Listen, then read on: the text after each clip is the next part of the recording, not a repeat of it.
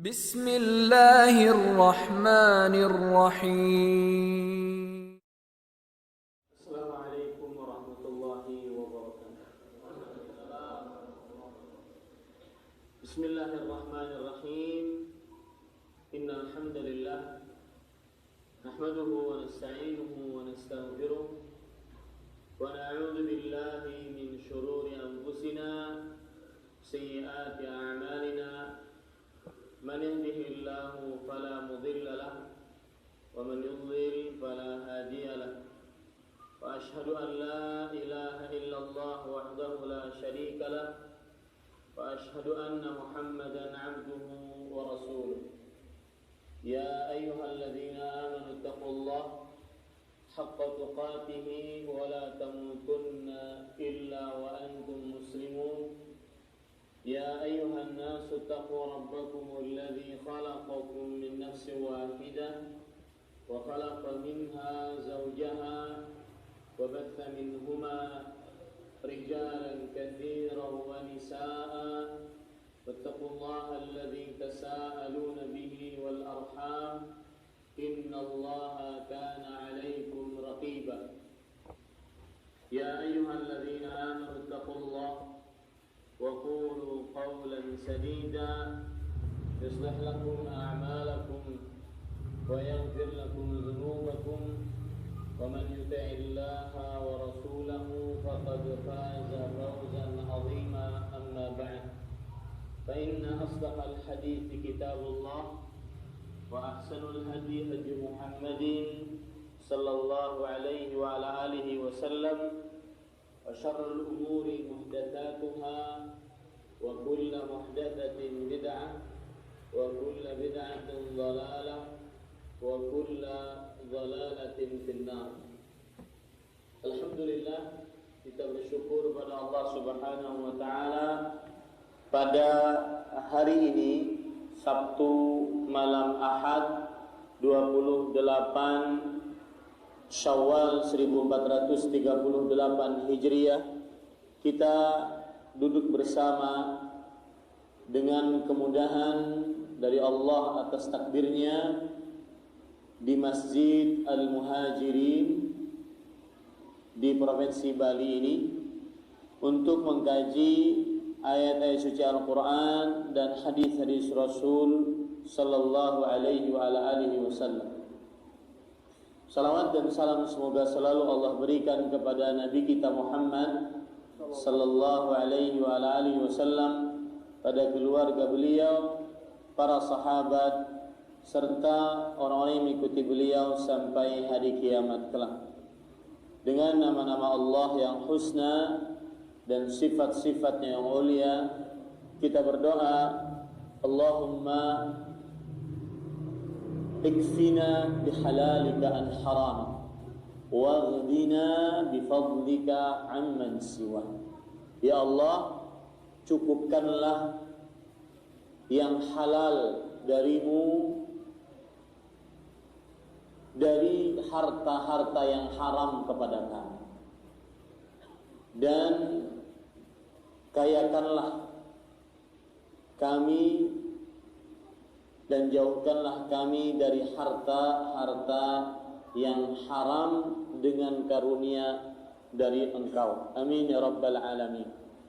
Bapak Ibu, saudara-saudari yang dimuliakan oleh Allah Subhanahu wa taala, tema yang kita angkat pada kesempatan kali ini adalah buruknya riba.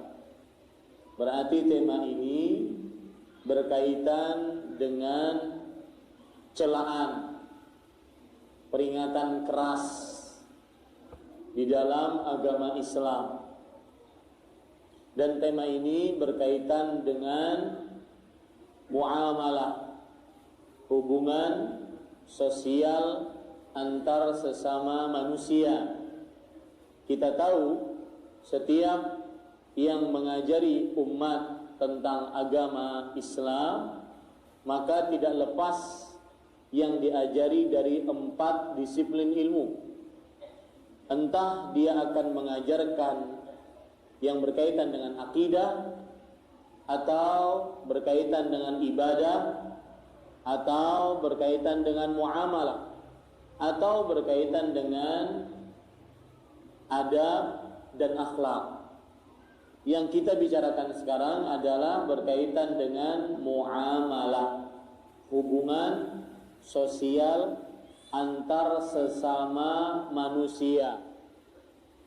Dan perlu diperhatikan bahwa hubungan sosial antar sesama manusia, jika terjadi kezaliman, maka tidak dapat dihapuskan dengan amal saleh, tidak dapat dihapuskan dengan istighfar, tetapi dihapuskan dengan minta halal.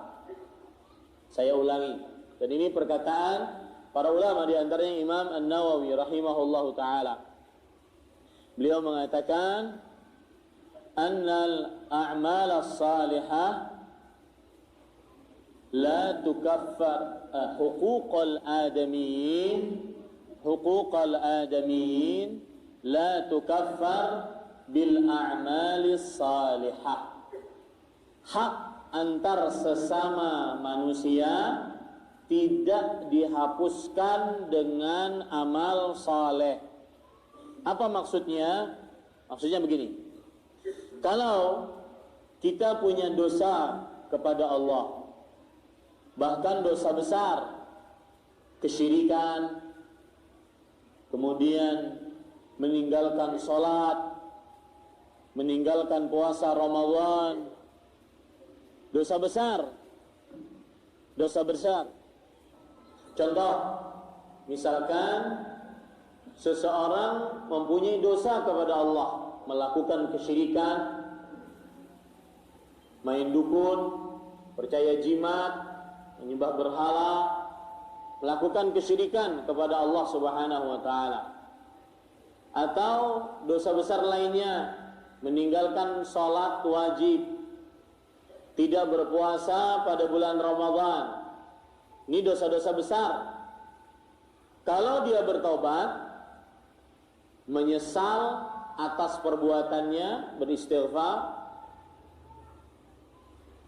memutuskan dosa tersebut, bertekad untuk tidak mengulangi dosa itu lagi, maka niscaya Allah mengampuni.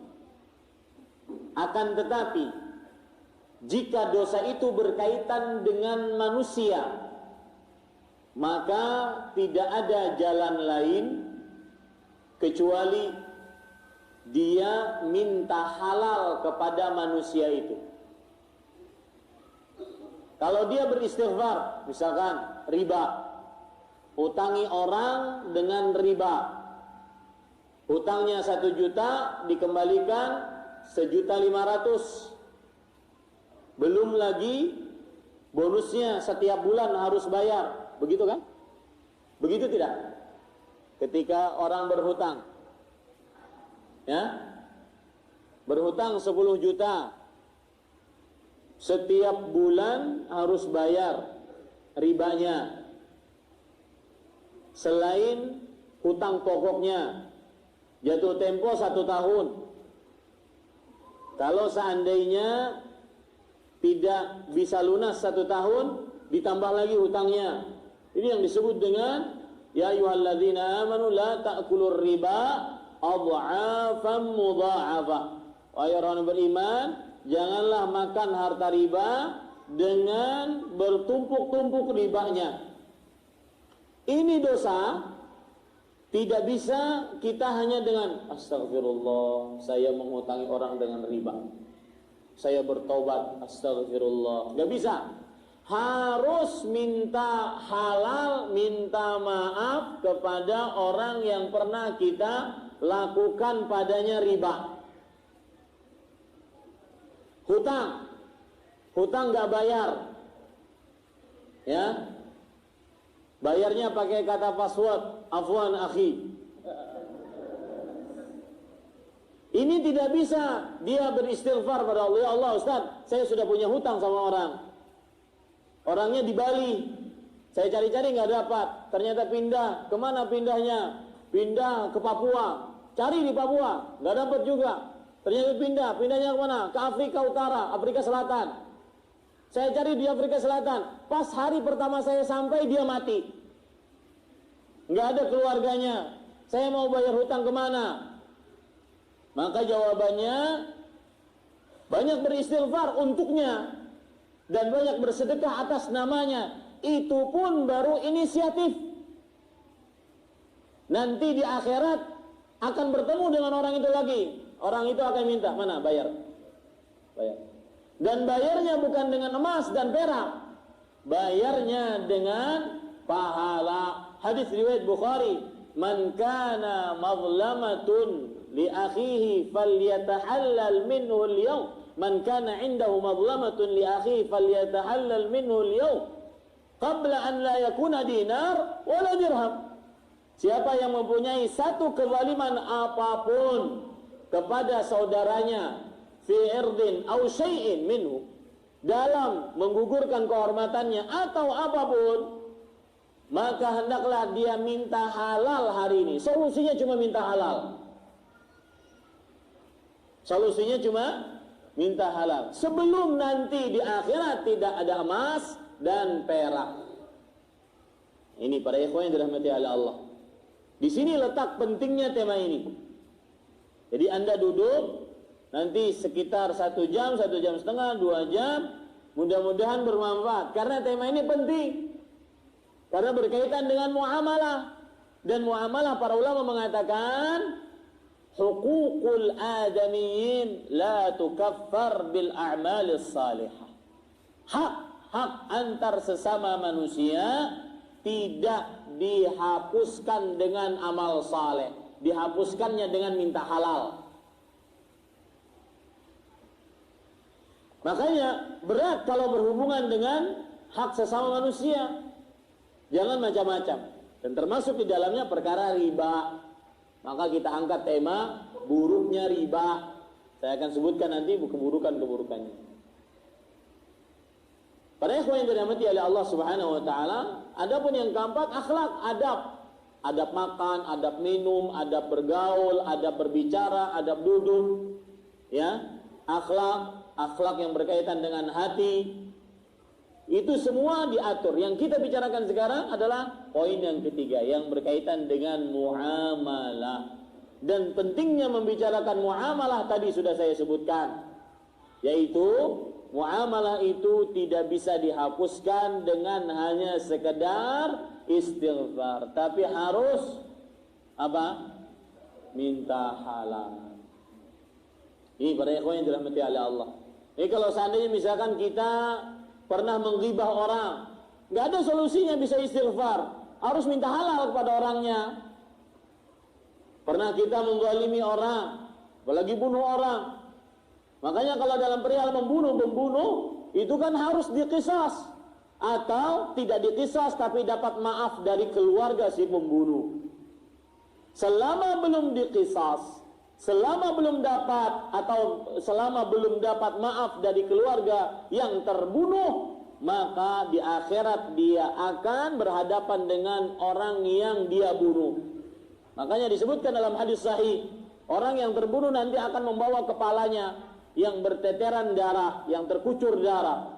Kemudian akan didatangkan si pembunuhnya di hadapan Allah. Kemudian akan dikatakan, orang yang terbunuh ini yang mengatakan, "Ya Rabbi, sal hadza fima qatalani." Ya Allah, tanya ini orang, kenapa dia membunuh aku? Nggak bisa dengan istighfar saja, nggak bisa. Harus apa? Minta halal. Ini penting. Dan perkataan yang saya ucapkan tadi itu perkataan Imam Nawawi rahimahullah. Ketika beliau mengomentari hadis yang berkaitan dengan hutang. Rasul sallallahu alaihi wasallam bersabda dalam hadis riwayat Muslim, "Nafsul mu'min mu'allaqatun bidaini hatta yuqba'an." Ruh seorang beriman tertahan disebabkan hutangnya sampai dilunasi hutangnya. Beliau mengatakan fihi dalilun. Imam Nawawi berkata, Imam Nawawi ulama mazhab Syafi'i abad ke-7 Hijriah. Beliau mengatakan fihi dalilun ala anna huquqal adamiyyin la tukaffar bil a'malis salih. Di dalamnya terdapat dalil bahwa hak sesama manusia tidak dihapuskan masalahnya dengan amal saleh. Anda banyak istighfar, Anda banyak bersedekah, itu urusan. Tapi minta halal kepada orang tersebut. Kenapa demikian? Makanya para ulama mempunyai kaidah, hukukul adamin mabniyatun 'alal musyahah. Hak antar sesama manusia dibangun di atas saling meminta, tarik menarik nanti pada hari kiamat. Enggak ada kata maaf bagimu di hari kiamat. Tidak ada maaf di hari kiamat dari seorang manusia memaafkan orang, enggak ada. Kenapa? Nah, ada hadiah enggak panitia? Kenapa tidak ada maaf di hari kiamat? Maksudnya tidak ada maaf, saya memaafkan fulan di hari kiamat, enggak ada. Yang ada adalah bayar. Bayarnya bukan dengan uang, dengan emas, dengan perak. Bayarnya dengan apa? Pahala. Kalau tidak punya pahala, bayarnya bagaimana? Dosa orang yang pernah kita zalimi ditimpakan kepada kita. Kenapa, Pak? Kenapa nggak ada maaf dari kiamat? Hah? Setiap orang membutuhkan pahala, kasih hadiah ya. Panitia. Setiap orang butuh pahala. Nggak ada maaf di hari kiamat. Kalau dia maafkan, dia rugi. Dia ingin masuk surga. Ini para ikhwan yang dirahmati oleh Allah. Hati-hati dengan perihal muamalah. Kita mempunyai Rabb, Allah Subhanahu wa taala, yang mengatakan, "Inna rahmati sabaqat ghadabi." Sesungguhnya rahmatku mendahului kemurkaanku. Allah Maha Pengampun. Apapun dosa kita, meskipun perkataan saya ini bukan berarti meremehkan dosa, tetapi mengajak bertaubat. Dan apabila orang bertobat, Allah berfirman, "Innallaha yaghfirudz dzunuba jami'an." Sesungguhnya Allah mengampuni dosa-dosa seluruhnya. Itu kalau dosanya antara seorang hamba dengan Allah. Tapi kalau dosanya antara seorang hamba dengan makhluk Allah, maka apa yang terjadi? Yang terjadi adalah tidak ada maaf. Yang ada bayar.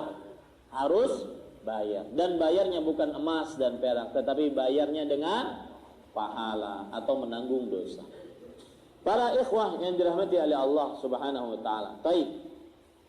Karena berkaitan dengan buruknya riba, maka otomatis saya akan menyebutkan keburukan-keburukan dan mohon ditebalkan telinganya mendengarkan keburukan-keburukan. Biasanya orang sulit dinasihati kalau dia salah.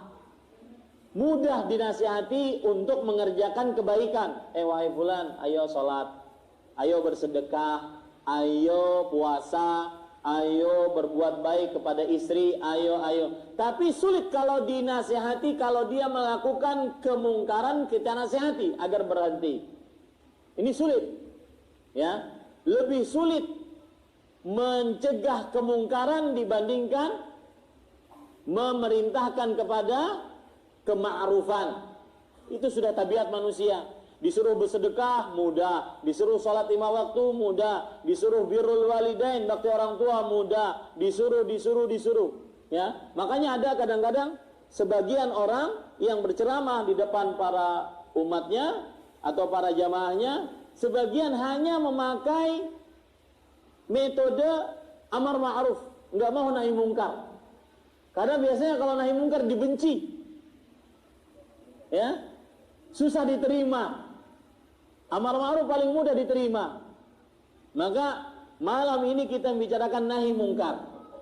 Otomatis saya pesan tebalkan telinganya, ya, dan masukkan ke dalam hati baik-baik bahwa ini memang buruk. Jadi tugas saya ini sudah 20 menit, ya, mukadimah saja itu. Tugasnya 20 menit lagi. Tugas saya menjelaskan bahwa dan meyakinkan bahwa riba itu buruk. Itu tugas saya dalam kajian ini. Sehingga bapak dan ibu masuk ke dalam hatinya riba buruk. Yang belum mengerjakan, saya tidak akan pernah mengerjakan riba. Yang sudah mengerjakan, saya akan bertobat dari riba. Tugas saya itu 20 menit ke depan. Ya, salah satu kajian yang pendek ini antara maghrib dan isya, tapi tidak mengapa. Bapak Ibu saudara-saudari, harus diyakini baik-baik bahwa semua larangan yang Allah larang dalam Al-Quran atau melalui hadis Rasul sallallahu alaihi wasallam, jika dilanggar mendatangkan keburukan di dunia sebelum akhirat. Makanya riba juga begitu.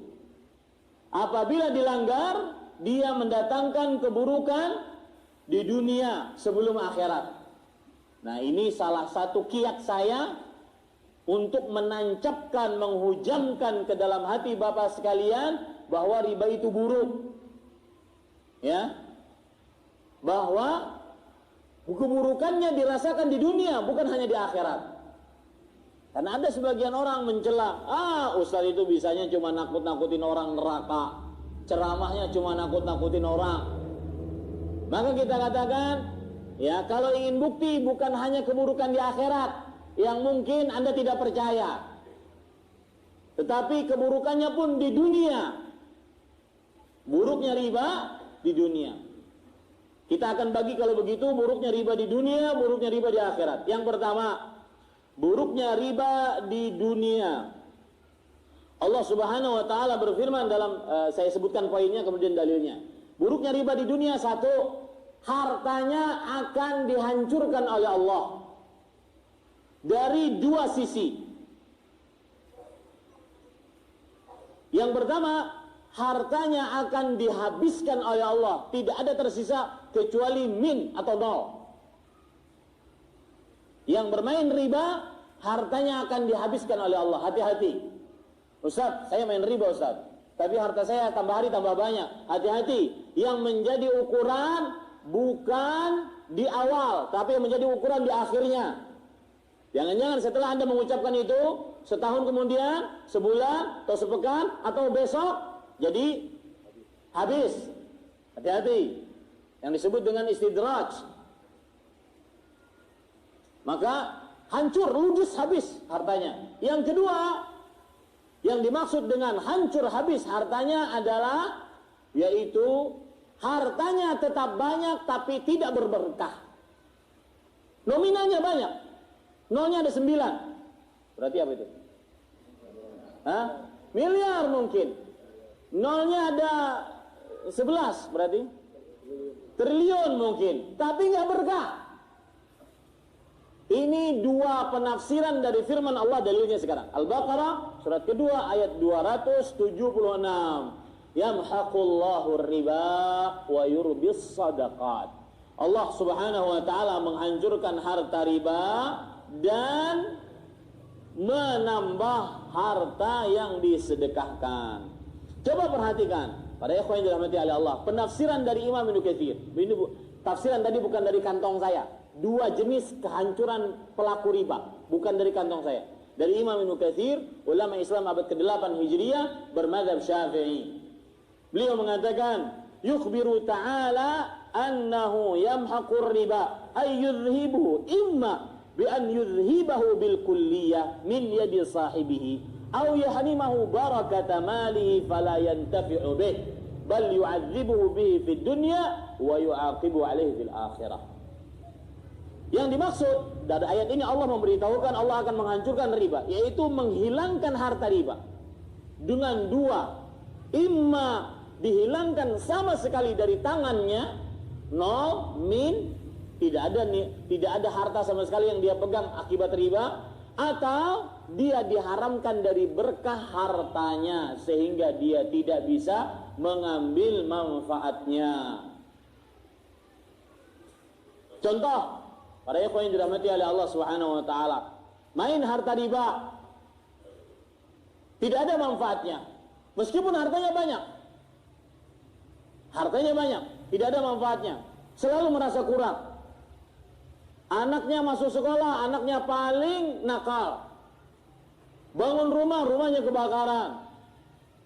Kemudian mencoba usaha dagang, dikibulin orang, enggak berkah. Jangankan untuk menafkahi dirinya dan keluarga, orang tuanya dan adik-adiknya ataupun kerabatnya, untuk dirinya dan istrinya serta anak-anaknya saja sering merasa kekurangan. nggak berkah meskipun ada hartanya. Ini hati-hati. Itu bahayanya riba. Yang pertama di dunia. Kemudian bahayanya riba yang kedua di dunia. Pada ikhwan yang dirahmati oleh Allah Subhanahu wa taala, yaitu Allah Subhanahu wa taala mengumumkan orang yang bermain riba diumumkan oleh Allah berperang dengannya. Diumumkan oleh Allah Subhanahu wa taala berperang dengannya sebagaimana dalam ayat Al-Baqarah 278 sampai 279. Ya ayyuhalladzina amanu taqullaha wa dharu ma baqiya minar riba in kuntum mu'minin fa in lam taf'alu fa'dhanu biharbin minallahi wa rasulih. Artinya, wahai orang beriman, takutlah kepada Allah, tinggalkan riba, tinggalkan apa yang tersisa dari riba jika kalian benar-benar beriman. Jika kalian tidak mengerjakannya, yaitu meninggalkan riba, maka Allah mengumumkan dan Rasulnya mengumumkan peperangan dengan kalian. Ikhwah, apa nasib orang yang berperang dengan Allah? Bisa menang atau tidak? Tidak akan pernah bisa menang. Dan apa nasib secara spesifik orang yang tidak pernah, yang berperang dengan Allah, yang tidak pernah menang, yang pasti kalah? Maka jawabannya ada pada hadis riwayat Bukhari. Ya. Pemahaman balik dari hadis ini, itulah nasib pelaku riba yang diperangi oleh Allah. Man 'ada li waliyan faqad adzantuhu bil harb. Siapa yang memusuhi wali-waliku, aku umumkan peperangan kepadanya. Lalu bagaimana Allah menolong wali-walinya? Maka Allah mengatakan, wala yazalu 'abdi yataqarrabu ilayya bin nawafil hatta uhibba. Ini hadis qudsi riwayat Bukhari. Masih saja hamba-hambaku mendekatkan dirinya kepadaku dengan amal-amalan sunnah sampai aku mencintainya. Fa idza ahbabtuhu, kalau aku mencintainya, kuntu sam'ahu alladhi yasma'u bih wa basarahu alladhi yubsiru bih wa yadahu allati yabtishu biha wa rijlahu allati yamshi biha. Kalau aku menjadi penolongnya, tidak memeranginya, maka aku akan menjadi pendengarannya yang dengannya dia mendengar, penglihatannya yang dengannya dia melihat, tangannya yang dengannya dia mengambil, kakinya yang dengannya dia berjalan. Ini berarti maksudnya adalah orang yang ditolong oleh Allah, maka dia akan diberikan petunjuk oleh Allah dari ujung rambut sampai ujung kaki. Pemahaman baliknya yang diperangi oleh Allah, termasuk di dalamnya pelaku riba, tidak diberi apa? Petunjuk dari ujung rambut sampai ujung kaki. Pasti melihat yang haram, pasti mendengar yang haram, pasti melakukan pekerjaan dengan pekerjaan yang haram, pasti diberikan kesempatan berjalan ke tempat yang haram. Bahaya di dunia pelaku riba. Kalau kita memahami pemahaman secara terbalik hadis tersebut. Yang lebih luar biasa lagi, lanjutan dari hadisnya. Wala in ista'adzani la u'idzannahu wala in sa'alani la u'tiyannahu. Jika ia minta perlindungan kepadaku, wali aku tadi yang minta perlindungan, yang aku tolong, yang aku bantu, yang aku kuatkan, minta perlindungan kepadaku, maka aku akan lindungi dia, pasti. Jika minta sesuatu kepadaku, aku akan kabulkan permintaannya, pasti. Pemahaman baliknya, apa tadi? Pelaku riba berarti tidak dilindungi oleh Allah.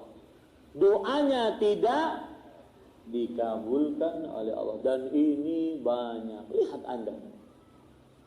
Ya, saya atahadda, tantang. Kalau tidak percaya, lihat pelaku-pelaku riba. Pasti keluarganya berantakan. Pasti keluarganya hancur lebur. Usahanya tidak jalan. Anaknya semeraut kehidupannya.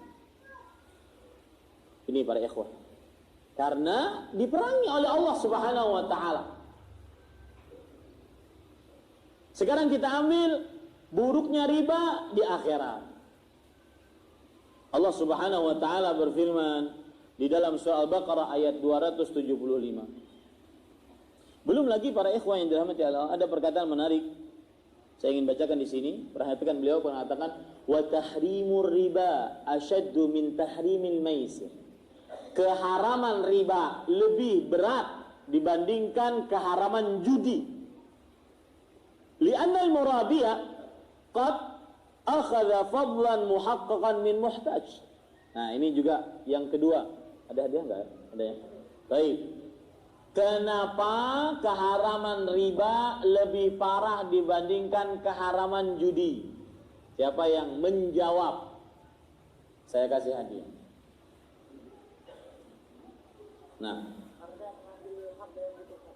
karena mengambil hak dari yang membutuhkan. Judi juga gitu. Tapi karena saya katakan siapa yang menjawab, mau salah mau benar, saya kasih hadiah. Makanya antum harus jeli, ya. Hadir kajian jangan mikirin bini kedua. Ini para ikhwan yang dirahmati oleh Allah Subhanahu wa ta'ala. Maka jawabannya adalah kenapa pelaku riba lebih bejat dibandingkan pelaku judi? Karena pelaku riba yang diinjak, yang disakiti, dihina, dibejek-bejek, itu pasti orang miskin. Sedangkan pelaku judi, kadang yang menang judi orang miskin, kadang yang menang judi orang kaya.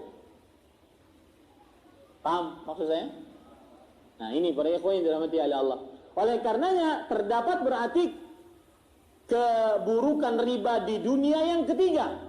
Jangan-jangan mendatangkan doa orang-orang yang terzalimi gara-gara ribamu. Dan saya berbicara sekarang lebih fokus kepada riba hutang. Riba yang dilakukan oleh kaum Yahudi, kaum jahiliyah, yang sering terjadi di tengah masyarakat. Ngomong-ngomong, banyak nggak Pak riba hutang? Ya, menghutangi dengan riba atau berhutang dengan riba. Banyak tidak? Banyak. Ini Bapak Ibu para ikhwan yang dirahmati Allah. Jangan-jangan, jadi keburukan yang ketiga, jangan-jangan keburukan riba di dunia mendatangkan doa orang-orang yang terzalimi. Padahal dia membutuhkan aturan kita tolong. Wallahu fi aunil 'abdi ma kana al-'abdu fi auni akhi. Seorang Allah masih saja menolong hamba tersebut selama hamba tersebut menolong saudaranya. Semestinya orang miskin ditolong.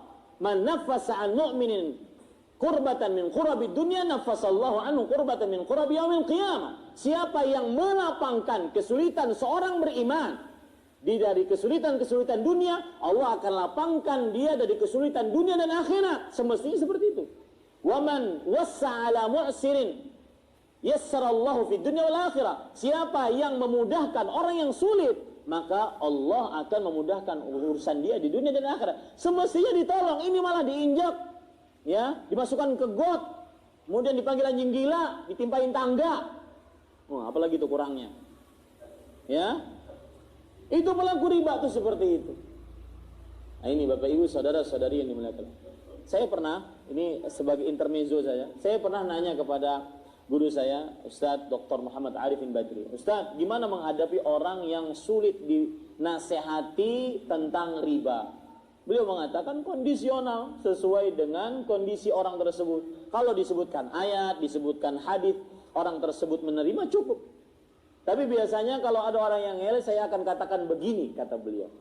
Anda pelaku riba. Semua kredit riba. Motor, rumah, mobil, ya, kulkas, mesin cuci, semuanya kredit riba. Ya, kredit itu ada dua macam, ada yang halal tanpa riba, ada yang pihak ketiga berarti dengan riba. Ini kadang-kadang semua orang agar terlihat sempurna hidupnya, riba semuanya. Rumahnya kredit riba, kemudian mobilnya, motornya kredit riba. Kalau perlu celana kolornya tuh kredit riba. Ya, maka orang-orang seperti ini kita nasihatin. Caranya bagaimana? Anda sekarang coba sekarang. Anda punya ini, semua punya.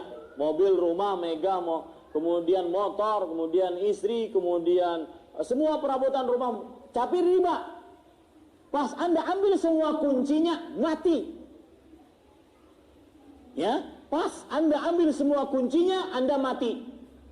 Apa yang terjadi? Dan kita tidak tahu kapan kita mati. Betul tidak? Mati. Maka Anda akan masuk ke dalam kubur membawa dosa riba. Yang mana siksanya adalah dia akan berada di sungai darah, dan setiap kali ingin keluar dari sungai darah tersebut, dia akan dilempari mulutnya dengan batu sampai hancur mukanya, dikembalikan lagi seterusnya seperti itu sampai dibangkitkan hari kiamat. Pelaku riba seperti itu siksanya di kubur. Nah, Anda mati membawa dosa riba. Istri Anda masih muda, nggak mungkin dia sendirian. Dia akan nikah dengan suami barunya yang merasakan rumah megah, mobil mewah, motor. Istri Anda dengan suami barunya rasain. Ya, itu terlibat. Untuk apa bergaya orang yang terpenuhi kehidupannya tapi dengan ngutangnya riba? Masa coba orang mau ngutang gesek, kartu kredit itu kan gesek. Makan gesek. Semiskin itu. Orang miskin aja nggak segitu-gitunya. Makan gesek. Ya, itu pelaku-pelaku kartu kredit. Maka saya dari awal katakan harus tebal telinganya. Ya, baik, para ikhwan yang dirahmati oleh Allah Subhanahu wa taala. Kita lanjutkan. Habis waktunya. 2 menit lagi. Baik, saya sampaikan bahayanya riba di akhirat. Yang pertama, dari mulai di alam barzakh, kemudian dibangkitkan, kemudian di padang mahsyar, kemudian di akhirat neraka, semuanya tidak lepas dari kesulitan pelaku riba.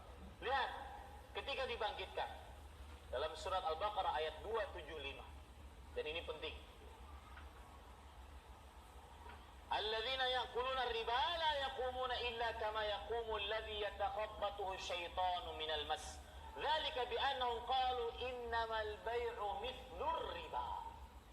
Orang-orang yang memakan harta riba, mereka tidak bangun dari kuburnya kecuali dalam keadaan seperti kerasukan jin. Kenapa? Karena mereka mengatakan jual beli itu seperti riba. Siapa yang tahu maksudnya? Atau kenapa orang yang pelaku riba dia dibangkitkan dalam keadaan seperti kerasukan jin? Yang menjawab dengan benar saya kasih hadiah. Kenapa? Jawabannya karena mereka mengucapkan innamal bai'u mithlur riba. Karena jual beli seperti riba. Kalau saya katakan riba seperti jual beli, dengan perkataan saya jual beli seperti riba, mana yang lebih parah perkataan saya? Riba seperti jual beli, jual beli seperti riba. Dua-duanya parah, tapi mana yang lebih parah? Jual beli seperti riba. Kenapa lebih parah?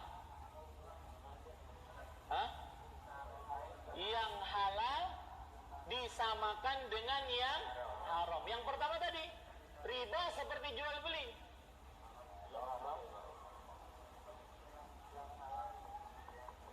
Hanya orang-orang jeli yang bisa menjawab. Kita akan lanjutkan setelah sholat isya. Mudah-mudahan tidak terpikirkan di dalam sholat. Subhanakallah bihamdika asyhadu an la ilaha illa anta astaghfiruka wa atubu ilaik. Wassalamualaikum warahmatullahi wabarakatuh. Bismillahirrahmanirrahim. Alhamdulillahirabbil alamin wa sallallahu wasallam wa baraka ala abdihi wa rasulih nabiyina Muhammad wa ala alihi wa sahbihi ajma'in, amma ba'd. Alhamdulillah, kita bersyukur pada Allah Subhanahu wa taala yang telah memudahkan kita untuk melaksanakan salah satu kewajiban kita, yaitu salat Isya secara berjamaah. Salawat dan salam semoga selalu Allah berikan kepada Nabi kita Muhammad sallallahu alaihi wa ala alihi wasallam, pada keluarga beliau, para sahabat, serta orang-orang yang mengikuti beliau sampai hari kiamat. Bapak Ibu saudara-saudari yang dimuliakan oleh Allah Subhanahu wa taala, tadi sudah kita sebutkan tentang bahaya riba di dunia. Yang pertama apa? Riba akan harta riba akan dihancurkan oleh Allah Subhanahu wa taala di dunia sebelum akhirat, dan cara menghancurkannya dengan dua cara yang sudah kita sebutkan. Kemudian buruknya riba di dunia yang kedua adalah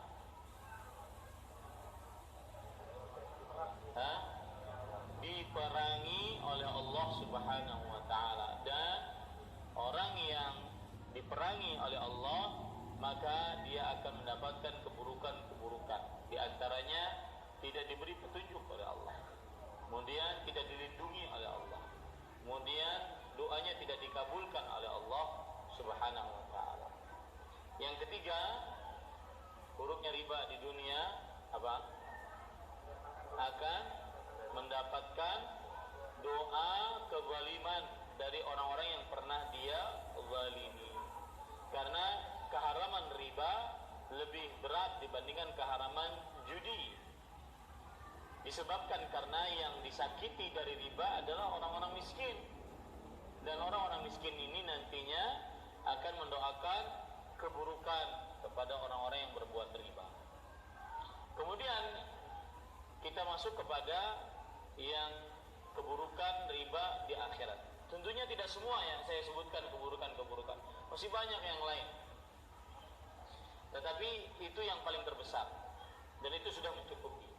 Keburukan di akhirat tadi yaitu dia akan dibangkitkan dalam keadaan seperti kerasukan jin. Tentunya orang yang kerasukan jin ketika dibangkitkan dalam keadaan seperti itu, maka ini adalah sebuah keburukan. Beda dengan orang yang mati dalam keadaan berihram. Rasul sallallahu alaihi wasallam mengatakan, "Fa innahu yub'atsu yaumal qiyamati mulabbiya." Sesungguhnya nanti dia di akhirat akan dibangkitkan dalam keadaan bertalbiyah. Tentunya beda orang yang dibangkitkan dalam keadaan bertalbiyah dengan orang yang dibangkitkan dalam keadaan seperti kerasukan jin. Maka bahayanya atau buruknya riba di akhirat adalah seperti orang yang dibangkitkan dalam keadaan kerasukan jin. Kenapa? Karena dia mengatakan innamal bai'u mithlur riba. Sesungguhnya jual beli seperti riba. Tadi ada kawan kita mengatakan, kenapa dibangkitkan dalam keadaan kerasukan jin? Karena dia mengatakan sesungguhnya jual beli seperti riba. Apa bedanya kalau saya katakan riba seperti jual beli? Maka ini pun tercela. Riba seperti jual beli berarti dia menghalalkan riba. Menghalalkan riba, riba seperti jual beli. Kalau saya katakan seperti itu, ini pun perkataan tercela karena menghalalkan yang haram. Lebih tercela lagi kalau saya katakan jual beli seperti riba. Kenapa? Karena berarti standarnya adalah riba. Jual beli itu asalnya haram, dia seperti riba yang halal. Jadi bukan sekedar hanya menghalalkan di sini, di atasnya lagi. Ya, di atasnya lagi dia berarti lebih menghalalkan riba. Ini penyebab orang yang disiksa dalam keadaan dibangkitkan dalam keadaan kerasukan jin. Baik. Siksa yang kedua di akhirat, yaitu di alam kubur. Dalam hadis riwayat Bukhari, Rasul sallallahu alaihi wasallam bersabda, "Fattalaqna fa'ataina 'ala nahrin ahmar." Lalu kita pergi bersama malaikat, kemudian mendapati sungai darah, mithlud dam, seperti sungai berwarna merah seperti darah. Wa idza fin nari rajulun sabihun yasbah. Di sungai itu ada seseorang sedang berenang. Wa idza ala shattin nari rajulun qad jama'a 'indahu hijaratan katsirah. Di tepi sungai ada seorang yang sudah mengumpulkan batu yang begitu banyak. Wa idza dzalika as-sabihu yasbahu ma yasbahu thumma ya'ti dzalika alladhi qad jama'a 'indahu al-hijarah. Ketika orang yang di tengah-tengah sungai tadi berenang, kemudian ingin ke tepian, maka orang yang di tepi yang sudah mempunyai batu-batuan tadi, fayaghfaru lahu fah, maka dia lempari dengan batu mulut orang yang berenang tadi. Kita tahu kalau berenang itu sangat memerlukan nafas. Nah, ini dilempari orang yang berenang tadi, dilempari ke mulutnya dengan batu tadi. Fayulqimuhu hajaran, maka dia memasukkan batu tersebut berbatu-batu. Fayantaliqu yasbah thumma yarji' ilaih.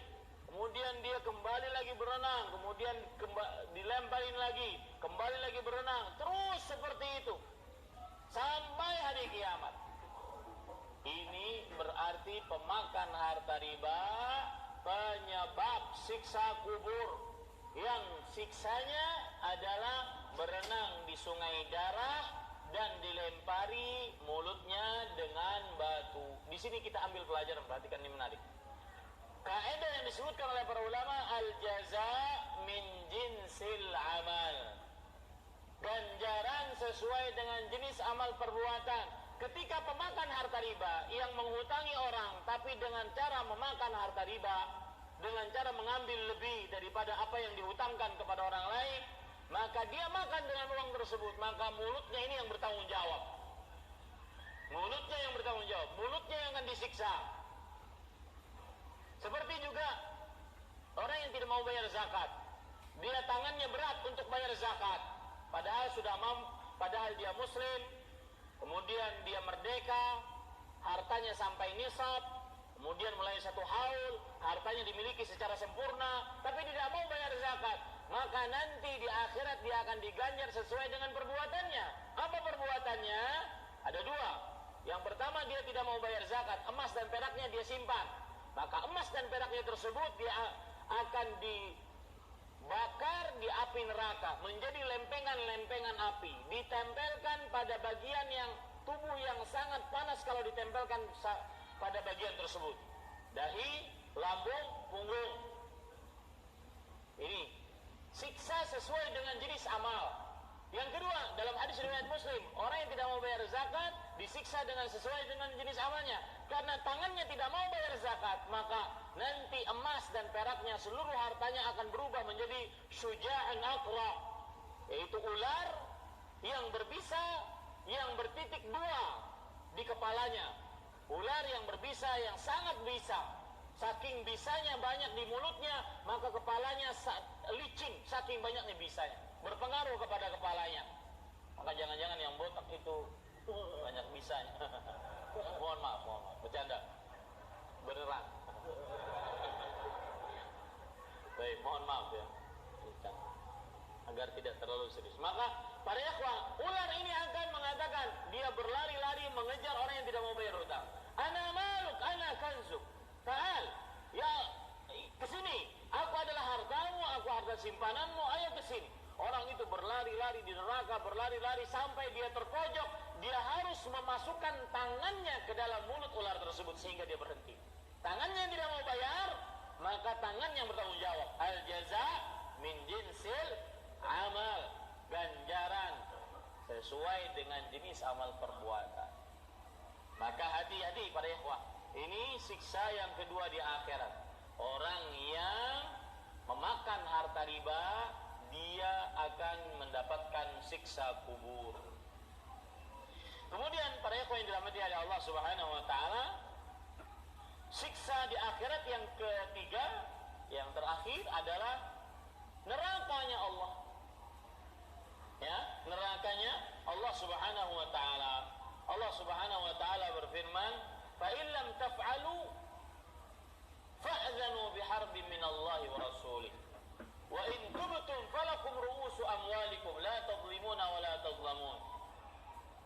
Saya ulangi ayatnya. Ada ayat yang berbunyi bahwa jika kalian makan harta riba, kemudian kalian bertobat, maka bagi kalian modalnya saja. Ribanya nggak bisa diambil, modalnya, hutangnya, pokok hutangnya ambil. Kalau kalian kembali, wa man 'ada fa ulaika humudz zalimun. Kalau kalian kembali, maka mereka lah orang-orang yang zalim dan mereka akan disiksa oleh Allah Subhanahu wa taala di akhirat kelak. Coba perhatikan, Allah Subhanahu wa taala berfirman dalam surah Al-Baqarah surat kedua ayat 275. Ya, saya bacakan. Faman ja'ahu mau'izatun min rabbi fantaha falahu ma salafa amru ila Allah. Siapa yang datang nasihat peringatan dari Allah kemudian dia berhenti, maka yang sudah lewat diampuni oleh Allah. Hari ini pelaku riba, Anda kalau bertobat, ya, diampuni oleh Allah Subhanahu wa taala. Yang sudah Anda ambil diampuni oleh Allah Subhanahu wa taala. Wa amruhu ila Allah, perkaranya kepada Allah. Wa man 'ada, tapi siapa yang kembali melakukan riba, fa ulaika ashabun nar hum fiha khalidun. Mereka penghuni neraka dan kekal di dalamnya. Ingat sedikit masalah akidah. Pelaku riba kekal di dalam neraka, tetapi keyakinan Ahlus Sunnah wal Jamaah menyatakan bahwa pelaku dosa besar tahtal masyiah. Pelaku dosa besar dia di bawah kehendak Allah. Jika Allah menghendaki, Allah ampuni, maka dia masuk surga. Jika Allah menghendaki, Allah akan siksa, maka dia akan masuk ke dalam neraka, tapi tidak dikekalkan. Karena dosa yang mengekalkan di dalam neraka hanya dosa kesyirikan, kekafiran, dan kemunafikan akbar yang disebut dengan munafik akidah. Lisannya muslim, hatinya kafir, sebagaimana yang terjadi zaman Rasulullah sallallahu alaihi wa ala alihi wasallam. Itu saja dosa yang mengekalkan. Adapun kenapa disebutkan wa hum fiha khalidun, hum fiha khalidun, pelaku riba kekal di dalamnya, maka disebutkan oleh para ulama, kenapa disebut kekal? Saking lamanya di neraka, maka disebut apa? Kekal. Karena keyakinan Ahlus Sunnah wal Jamaah tidak ada dosa yang mengekalkan dengan pengekalan abadi selama-lamanya bersama iblis, Fir'aun, Qarun, Haman, Abu Lahab, Abu Jahal. Ya, selama-lamanya, maka tidak ada dosa yang mengekalkan kecuali dosa apa tadi? Syirikan, kekafiran, kemunafikan i'tiqadi atau munafik akbar. Adapun dosa selain itu apa saja, maka dia dosa besar, ya, dan tidak mengekalkan. Ini keyakinan Ahlus Sunnah wal Jamaah. Maka yang dimaksud kekal di sini adalah saking lamanya. Poin ketiga ini agar menghujam ke dalam hati, bagaimana kita harus mengetahui dulu bagaimana neraka. Poin ketiga, ancaman pelaku riba adalah masuk ke dalam neraka. Di zaman sekarang, terutama di zaman sosial media ini, orang sekarang mudah sekali menyebar apapun, dan siapapun bisa mengaksesnya dengan mudah juga. Dan ini keburukan, salah satu keburukan sosial media, di samping kebaikan yang begitu banyak. Salah satunya adalah bahkan orang-orang, mohon maaf, orang-orang yang tidak berakal, orang-orang yang menghina Allah, menghina Rasulullah, menghina surga, neraka, ya, dengan mudahnya bikin video, kemudian disebar di tengah umat manusia, kemudian ditonton oleh ribuan orang. Ini gara-gara sosial media. Termasuk di dalamnya mosi tidak percaya kepada surga dan neraka. Saya pernah melihat tuh sebuah video orang tidak percaya kepada surga dan neraka. Ya, maka yang seperti ini jawabannya mudah. Anda tidak akan pernah bisa percaya kepada surga dan neraka kalau tidak percaya kepada ayat-ayat Allah. Selesai. Nggak usah bingung. Ya, maka saya katakan buruknya pelaku riba yang ketiga ada dimasukkan ke dalam neraka. Ini tidak akan menghujam ke dalam hati. Tidak akan menjadi peringatan keras bagi kita kalau kita masih meragukan tentang neraka. Atau kalau kita tidak tahu tentang siksa neraka. Nah, apa siksa neraka? Saya tidak ingin siksa satu-satu, tapi sifat siksa neraka apa? Sebelumnya saya ingin katakan, surga itu ringkasannya adalah tempat nikmat yang tidak bisa dibayangkan. Sebagaimana hadis riwayat Imam Ibnu Majah, wa annal jannata la khatara laha. Surga itu tidak bisa dibayangkan nikmatnya. Maka ringkasan surga tempat penuh dengan nikmat yang tidak pernah bisa dibayangkan. Kebalikannya neraka tempat penuh dengan siksa yang tidak pernah bisa dibayangkan. Saya ingin bertanya, siapa yang tahu sifat siksa neraka? Saya tidak ingin siksanya begini, enggak. Saya ingin tahu sifat siksa neraka. Nah, terus bertambah, tidak akan pernah kurang. Sudah ada enggak? Habis. Terus bertambah, tidak akan pernah kurang.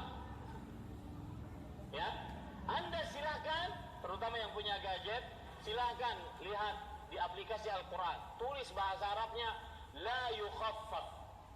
Di situ Anda akan dapatkan Al-Quran akan menyebutkan banyak ayat yang menyebutkan annal azab la yukhaffaf. Siksa neraka tidak akan diringankan. Tidak akan diringankan, maksudnya disiksa hari ini seperti ini, jangan berharap besok hari sama siksanya. Lebih pedih lagi, lebih pedih lagi. Misalkan, ya, Allah berfirman dalam Al-Quran, wasuqu ma'an hamiman. Penghuni neraka akan disiksa dengan air mendidih sebagai minumannya. Air mendidih. Menurut ilmu pengetahuan alam, air mendidih itu 100 derajat Celcius. Jangan pernah berharap besok hari jika dia minum dengan derajat Celcius yang sama. Terus disiksakan. La yukhaffafu min azabiha. Tidak akan pernah diringankan siksanya. Sifat yang kedua. Yang tahu saya kasih minyak wangi. Kayaknya panitia habis hadiahnya. Ada? Baik. Terus menerus dan berulang-ulang. Dalam artian tidak mati, tidak hidup. Mas, capek saya bawanya nih mas, dari Banjarmasin. Baik, ya, jangan dijadikan jimat ya mas. Pernah pengalaman saya, subhanallah. Saya waktu itu kajian di hadapan para jurid polisi gitu ya. Kemudian di sebuah kota. Kemudian saya suka bagi-bagi hadiah. Saya bilang siapa yang menjawab saya kasih hadiah. Ada yang jawab, jawabannya salah, saya tetap kasih hadiah. Kebetulan panitia nggak ada hadiah. Saya kebetulan ada duit di dompet. Dan kebetulan duitnya itu masih baru, masih kinclong. Kemudian saya kasih. Saya pulang ke Banjarmasin, bapak ini nelfon, Ustaz, duit Ustaz memang beda.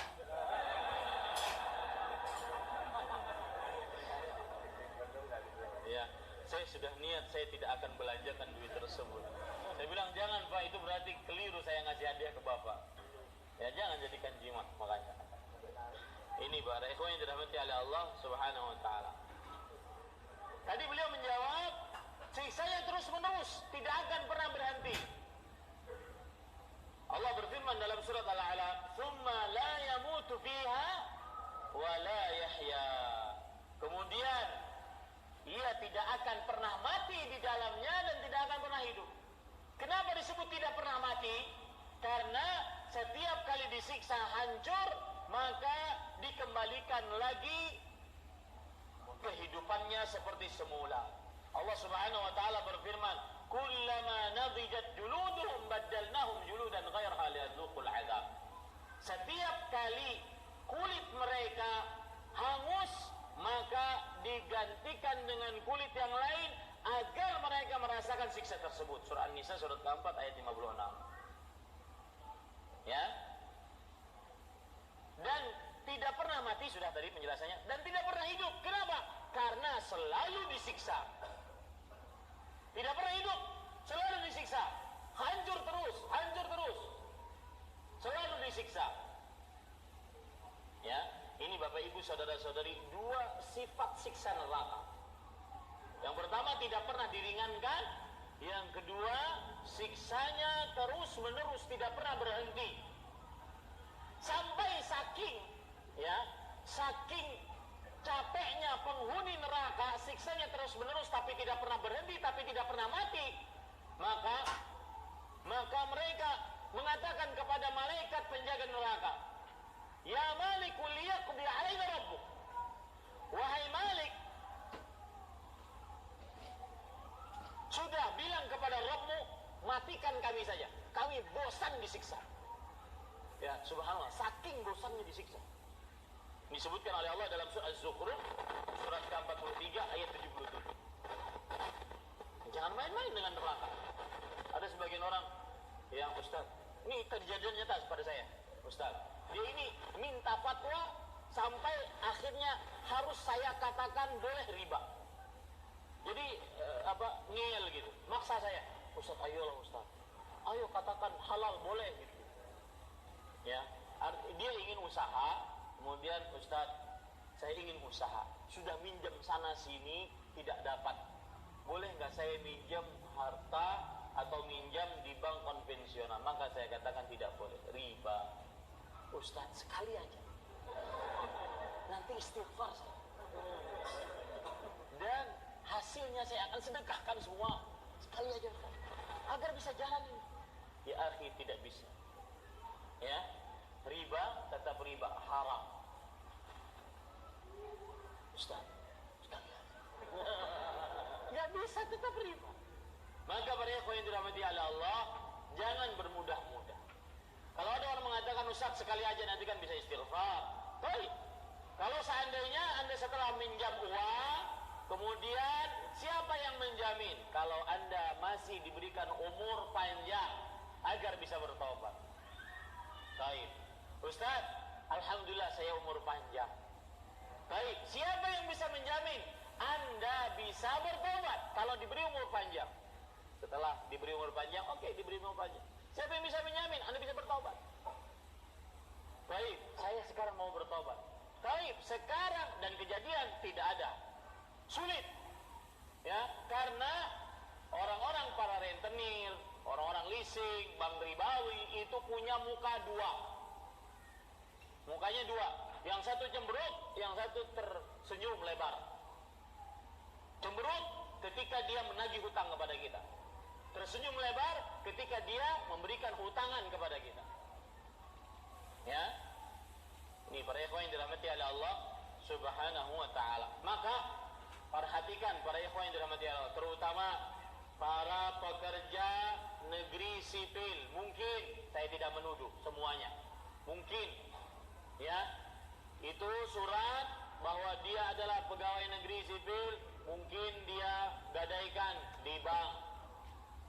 Ada nggak seperti itu? Banyak. Ya, gadaikan di bank, ambil ini, ambil itu. Hati-hati para ikhwan. Mungkin Anda bisa bertobat, tapi yang ketiga, siapa yang menjamin taubat Anda diterima oleh Allah?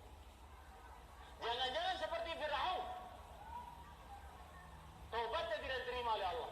Fir'aun itu ketika dia sudah benar-benar tenggelam, hatta idza adrakahu al-gharq qala amantu annahu la ilaha illa alladhi amanat bihi banu Israil wa ana minal muslimin. Ketika sudah benar-benar tenggelam, maka Fir'aun mengatakan, aku beriman dengan Tuhan yang diimani oleh Bani Israel dan aku termasuk orang yang beragama Islam. Dia itu mengaku mukmin, mengaku Islam. Tapi apa kata Allah? Al-an, sekarang baru beriman, sudah tenggelam, ya, baru beriman. Wa qad asaita qabla wa kunta minal mufsidin.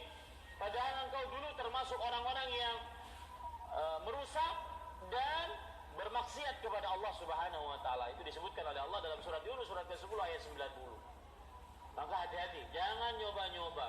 Di depanmu siksa yang tidak akan pernah diringankan dan tidak akan pernah selesai siksanya dan selama-lamanya. Ini para ikhwah, semoga itu bermanfaat dan semoga yang belum mengerjakan riba tetap istiqamah. Cari modal yang halal, cari hutangan yang halal. Satu saya ingin sampaikan sebelum kita masuk kepada pertanyaan. Ya, saya tadi terpikirkan ada dua sebab kenapa orang, tentunya sebelum sholat isya tadi ya, sebelum kajian tadi, ada dua sebab kenapa orang masuk ke dalam riba. Yang pertama, dia tertipu dengan dunia. Dia tertipu dengan dunia. Seakan-akan dia anggap dirinya hidup selama-lamanya di dunia. Seakan-akan dunia adalah segala-galanya. Padahal Allah Subhanahu wa taala berfirman dalam surah At-Taubah ayat 38, surat ke-9 ayat 38. Fama mata'ul hayatid dunya fil akhirati illa qalil. Tidaklah kehidupan dunia dibandingkan kehidupan akhirat kecuali sedikit. Pak, kalau ada ucapan sebelumnya peniadaan, kemudian di akhirnya pengecualian, menunjukkan pengkhususan. Tidaklah kehidupan dunia dibandingkan akhirat kecuali, tidaklah kecuali sedikit. Artinya di dunia hanya terkenal sedikitnya, tidak terkenal kecuali sedikitnya. Sedikit. Semewah apapun orang. Di Banjarmasin, Pak, ada rumah tinggal tingkat 5. Itu sapunya berapa?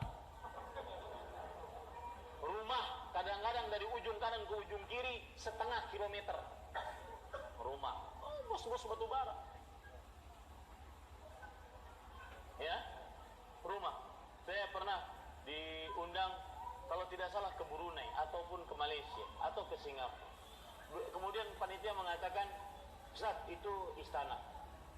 Demi menghinakan dunia, saya katakan, oh iya, begitu saja, oh iya.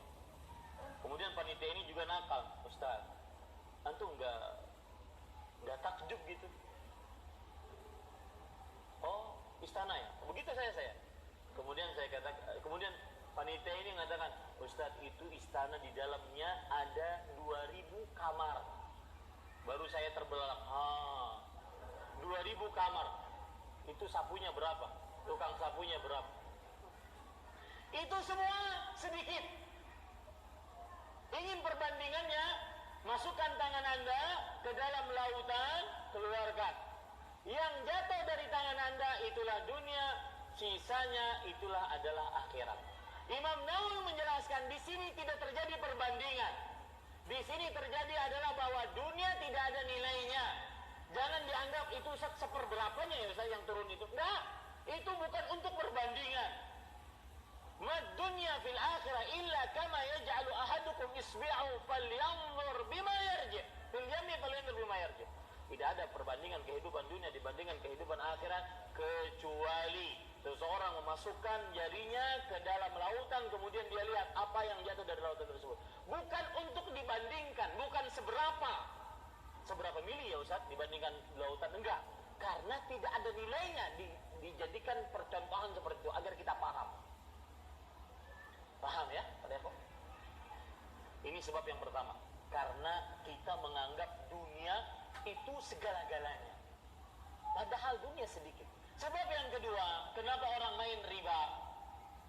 Ya, kredit ini, kredit itu riba. Sampai seperti yang saya katakan tadi, kalau bisa kolor juga riba, kredit.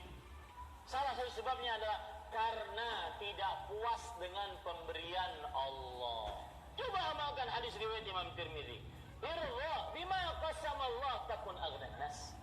Puaslah dengan pemberian Allah, niscaya kamu akan menjadi manusia paling kaya. Sama kaidahnya tadi. Aghnan nas, aghna itu adalah sighat tafdhil, kata yang menunjukkan perbandingan lebih. Kalau setelahnya itu jamak menunjukkan kepada paling ter. Kalau kita terjemahkan, puaslah dengan pemberian Allah, niscaya kamu akan menjadi manusia yang paling terkaya. Ya, dan saya pesan tadi di Masjid Al-Ghuraba, saya tekankan kepada ibu-ibu juga bahwa ya bahwa seorang akan bisa puas dengan pemberian Allah Subhanahu wa taala kalau seandainya dia meyakini bahwa kaya atau harta dan rupa tidak bisa dijadikan standar prestasi kemuliaan di sisi Allah. Catat itu baik-baik. Harta dan rupa tidak bisa dijadikan standar prestasi kemuliaan di sisi Allah. Catat itu baik-baik. Jadikan status di Facebook. Kenapa? Karena harta dan rupa itu sudah 50.000 tahun Allah tentukan untuk kita. Kita tidak pernah mesan. Pernah Anda bayar hidung mancung ke dalam Anda? Pernah bayar sama Allah sehingga dapat hidung itu? Pernah mau kulit seperti ini atau seperti Anda? Pernah saya daftar? Enggak ada. Murni pemberian Allah mutlak. Makanya nggak bisa dijadikan standar prestasi kemuliaan.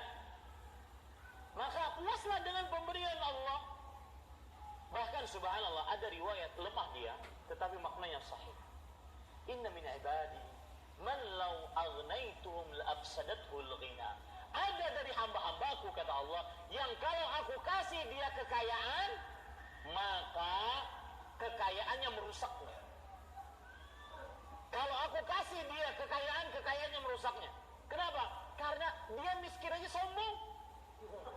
Hei kalian yang rumah gedongan, tuh lihat rumah saya gubuk. Kan nggak cocok. Hei kalian yang mobil mewah, tuh lihat sepeda ontel milik saya. Nggak cocok. Sombong, miskin aja sombong, apalagi kaya. Pantas nggak diberikan kekayaan oleh Allah agar dia tidak rusak. Jadi sebenarnya kita harus bersyukur kepada Allah Subhanahu wa taala. Yang ketiga, sebab orang makan harta riba atau bermain riba adalah karena para ikhwan yang dirahmati oleh Allah Subhanahu wa taala, karena dia tidak tahu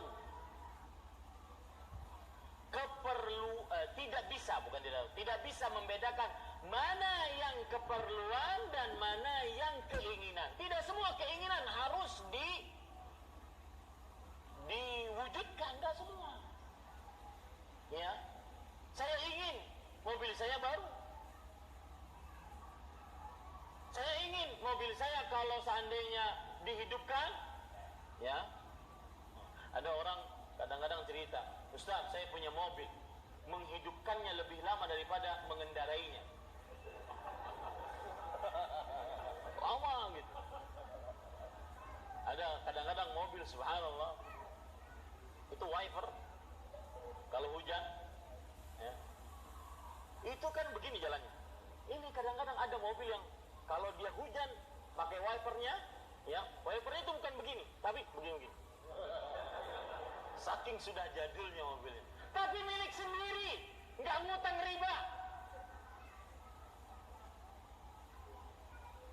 Ya, ini para ikhwan yang dirahmati oleh Allah Subhanahu wa taala. Maka bedakan antara keinginan dengan keperluan. Tidak semua keinginan kita perlukan, tetapi semua yang kita perlukan pasti kita ingini.